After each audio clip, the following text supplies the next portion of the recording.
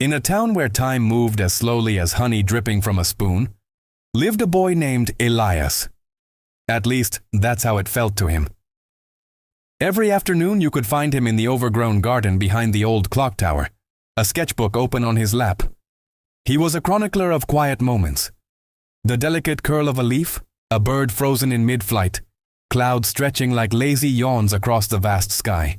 His drawings were as quiet as he was, whispers on paper. One Thursday, as September was breathing its last, a girl walked into his secluded world. She didn't ask for permission, just ducked under the rusted iron gate as if she belonged there. She settled on the stone bench opposite him, her shoes caked in mud, a vibrant red scarf unraveling at the ends. She was reading The Little Prince, and not just pretending to read, like so many people did to appear thoughtful. Her lips moved silently with the words, lost in a world of her own.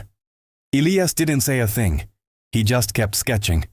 But that day the leaves and birds were forgotten. That day he drew her. Her name, he would learn, was Mira. She had freckles scattered across her nose like constellations. Her wrists jingled with an armful of thin bracelets. And her eyes didn't flinch when they met his. They held his gaze with a steady, unnerving calm. She came back the next day. And the next. At first they existed in a comfortable silence, two solitary figures sharing the same pocket of time. He sketched, she read. But silence, when shared, has a way of turning into comfort. And comfort soon blossomed into quiet conversations, their words tentative at first, then flowing like a gentle stream. They began to learn the shapes of each other's thoughts, the cadence of each other's daydreams. She told him she was only in town for a little while, staying with an aunt. She was running away from something, she confessed, though she never said what. He didn't ask. It felt too fragile a thing to question. Instead, he showed her his sketchbook, his world of quiet observations. She laughed, a soft musical sound at some of the quirky faces he'd captured from around town. But she lingered longest on that very first sketch he'd made of her. "You see things kindly," she said, her voice barely a whisper. "I like that." October arrived, painting the garden in hues of fire and gold. Their silent ritual evolved.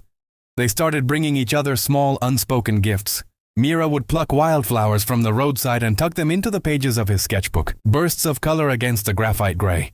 Elias would draw tiny, whimsical comics of their conversations and leave them tucked inside her copy of The Little Prince, little bookmarks of their shared moments. They were building a world for two in the shadow of the clock tower. And then one day, she didn't show up. The stone bench felt colder, emptier. One day stretched into two. 2 days bled into a week. A quiet panic began to coil in Elias's chest. He started searching. He asked the kindly bakery owner, the town librarian with her spectacles perched on her nose, the cheerful postman making his rounds. No one had seen the girl with the red scarf. It was as if she had been a figment of the autumn air, a dream that vanished with the morning sun. On the 12th day of her absence, a heavy-hearted Elias returned to their garden. The silence was no longer comfortable. It was deafening. And there, tucked beneath the cold stone of the bench where she used to sit, was a single envelope. His name was written on it in a familiar flowing script. His heart hammered against his ribs. Inside he found a page carefully torn from The Little Prince. It was the illustration of the narrator looking at the night sky, with the quote, "You, only you, will have stars that can laugh." He turned the page over.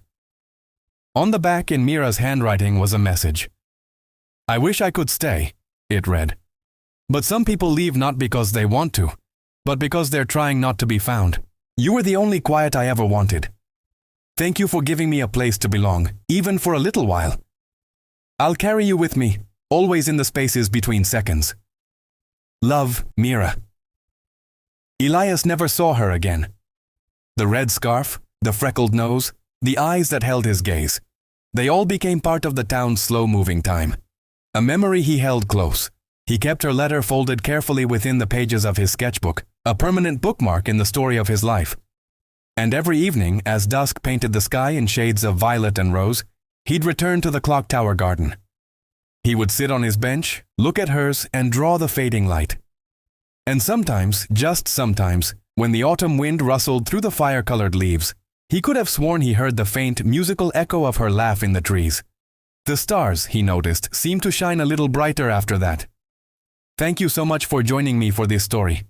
If it touched your heart, please consider liking this video and subscribing for more tales. It means the world. Until next time, take care.